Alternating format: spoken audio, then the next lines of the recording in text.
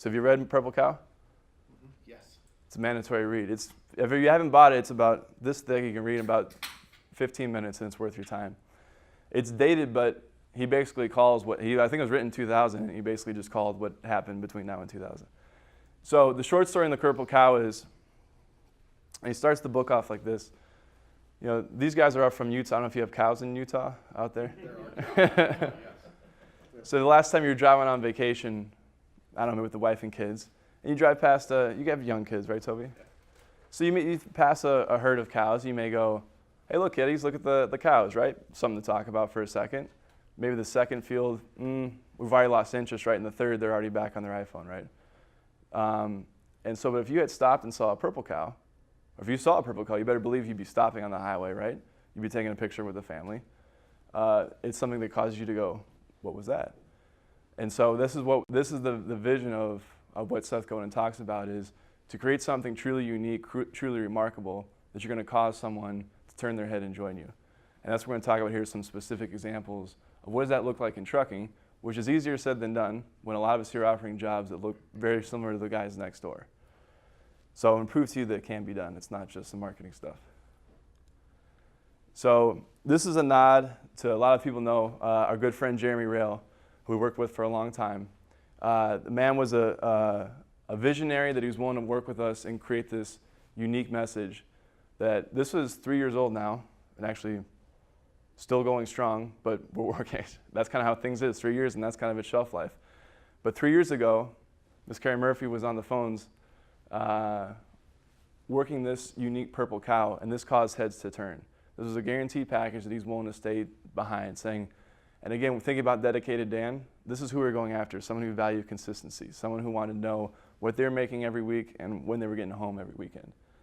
So this message really helped fuel the growth of that company from we started nearly doubling it in 2.5 years' time. So that's a true success story of how a unique message can really fuel the growth of something. This, I think that's all me said there. It's just a little nod to Jeremy. Another buddy of ours, Jetco Delivery. I don't know if anyone heard Brian Ficlo speak before. He's kind of on the speaker circuit now. He bought Jetco maybe 12 years ago, so he's got a little bit of an outsider's perspective. Down in Houston, smaller fleet, 93, 94 drivers. But what he's done is created a driver's committee. And he said, and his first thing I'll tell you is, you got a driver's committee already. We haven't officially elected them. And so he just formalized this, kind of like a Russian election, right? It's already happening. So formalize it. And he created a head of the committee. That head of the committee has an actual physical seat at all of their meetings when they're creating big decisions on what equipment they're buying, say lanes they're choosing, customer, whatever it is, whatever makes sense when they're building a new building, that impact from the driver's committee. So that physical seat at the table, this logo puts some, makes it real, and it's something that they market behind. And this is just a one-way show and prove, hey, we actually have, this is what a family atmosphere means at Jetco. This is what a voice at the table means. It's formalized. It's not just a platitude or something that we throw on the wall.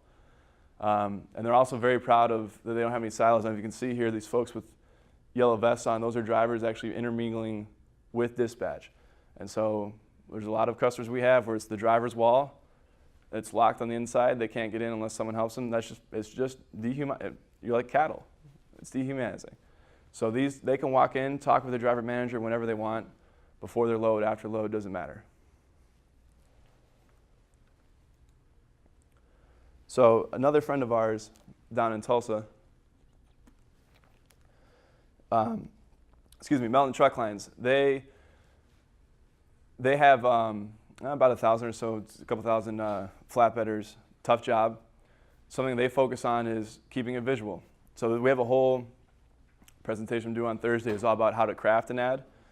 And the 2-minute summary on that presentation is relating to the old brain. So the old brain is what makes decisions. The old brain can't read or write. Everything is visual, which is why video and images are so powerful. So whether you're using video or images, think about that as where the ad campaign needs to go. Hire some folks that know how to do some video, like these guys, the guys in the back here. It has more of a powerful resonator with the decision maker, which is the wife and also the old brain. Other thing they do well is, we say we all have great communication. Another platitude that you hear all the time. How Melton proves it, and is using, this is the beauty of social media, that their communication to their drivers, here's the president, using YouTube as a way to say, here's the weekly address that's going on. Well, they make that public, and it's a window into the company from prospective drivers. Same thing with Facebook, of distributing messages to the wives, girlfriends, dispatchers to drivers. Some are private, some are public, but the beauty of that public message, again, is proving this is what communication looks like in Melton. You can see it right here. Here's a window of, here's how we interact with our people. So again, another platitude we hear, engagement. What does that mean? So good specifics here on either end of the spectrum. Melton had a fitness initiative. They created an app, kind of the sharing. One, keeps someone disciplined. Two, competition, kind of locker room competition. On the other side, a friend of ours out in Indiana, Transmark, they only have 12 drivers, so they don't have the budget to create an app. What they did was they gave out Fitbits to everyone and did the public grading on Facebook just to say, hey, congratulations to Bruce for hitting your goal this week. You're the winner. You had the most steps. Here's your Sunoco card. Here's your Subway card. Whatever, simple like that cost them a Fitbit and a couple bucks every month. And you wouldn't believe, and now they've got the wives, the girlfriends, everyone's involved in this thing, and it's taken off and snowballed. As well as prospective drivers are now seeing this on the Facebook page and going, hey, I want to be a part of that. That looks pretty cool.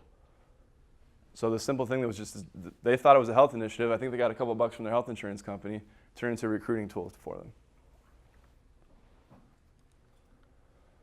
So I gave you guys nods yesterday while you weren't here, Tony, but here's another one where this is for whatever reason, trucking hasn't jumped on all over this yet. It's still cheap. It's still relatively cheap in terms of your cost per click, cost per app, cost per hire. Just the same thing. Indeed's getting expensive. PPC is really expensive. It's just trucking hasn't got here yet, so jump on it because in about a year's time that probably will have changed. So basically, short pitch is now's your time to jump on it.